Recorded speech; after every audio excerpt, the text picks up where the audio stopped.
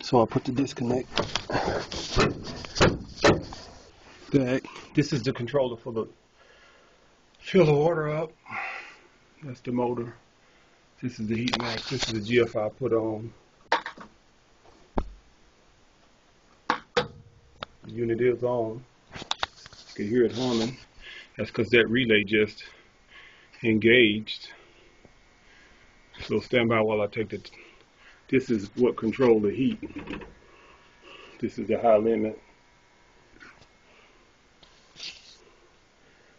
So that first, this right here sends power to here, and then it sends power to the relay.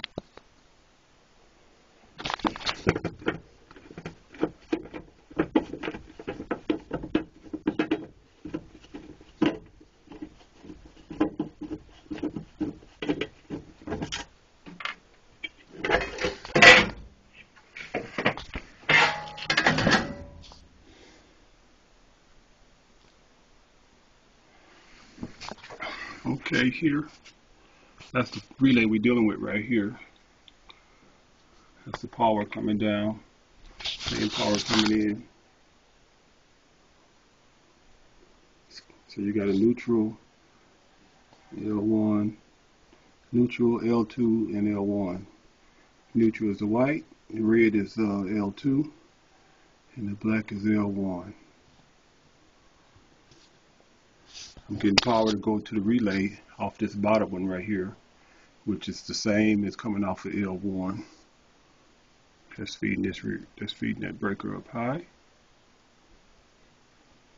And then that breaker right there, that wire there, goes over to there, comes up, goes back around and goes to this right here, relay. Then the white wire right there goes over to the load side of the GFI, and then I'm getting my line wire right here to the other side of the GFI. So what I'm gonna do now, I'm finna test. The voltages on all the circuits. The heaters right down here. That's L1, LCL2. That's L1.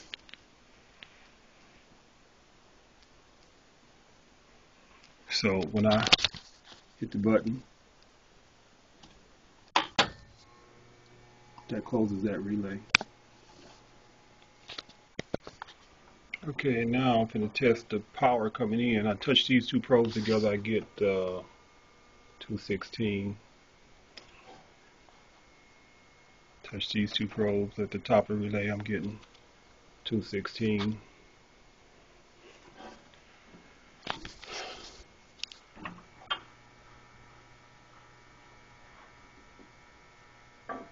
So the ground is separate from the neutral, just for the record. The ground is separate from the neutral. The ground is, you can't see it, but I can see it separate.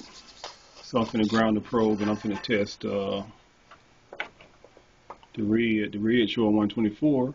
I mean L1 is showing 124. 124 on both sides.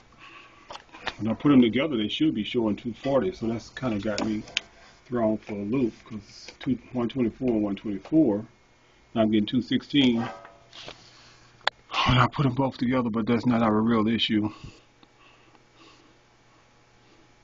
Now this second relay makes the pump and everything come on, but we don't have any water in the system, so it's not gonna.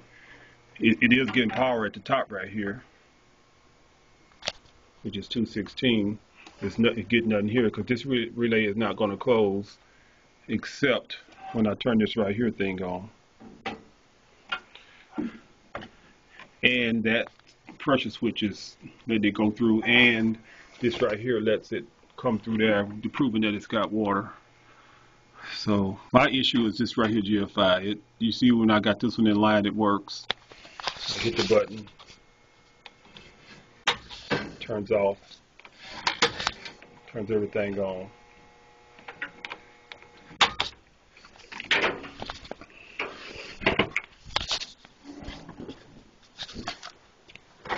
This is the relay that I have.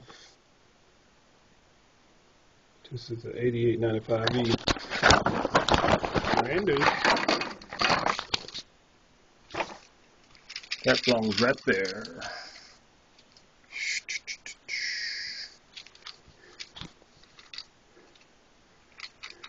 So we'll just test this GFI. No, this is that capacitor that was on there. I took it off because I thought that might have been causing the problem. And then I'll order the new one.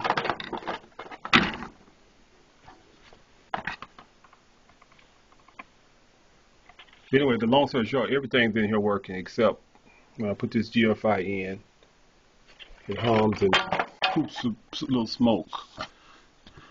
This particular one, GFI, is not a good one, so I'm up the creek on it right now. Thought I had a new one left.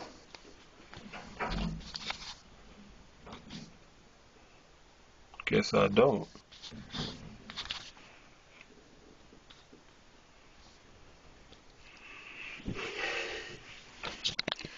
Okay, the motor right here, I found the wires for it. You got a black, yellow, and a green. The green is grounded to the chassis. The yellow is got the common, which is coming off this right here with wire. And the black is feeding right here. This gets power once this controller sends power to it to prove that it's got water. It turns on the motor, and it also sends power to this relay here. This pressure switch, what it does, it opens and closes based on water pressure. If water is flowing, it'll close. If no water is flowing, it'll keep the circuit open. So all that controls this second relay. So if this opens, that opens to this rear relay, and that keeps the pump, keeps the heater from coming on. But this number one relay stays hot all the time, and it's controlled by this. So this is what my dilemma is. I'm gonna have to order me some new relays now, because that's where we at.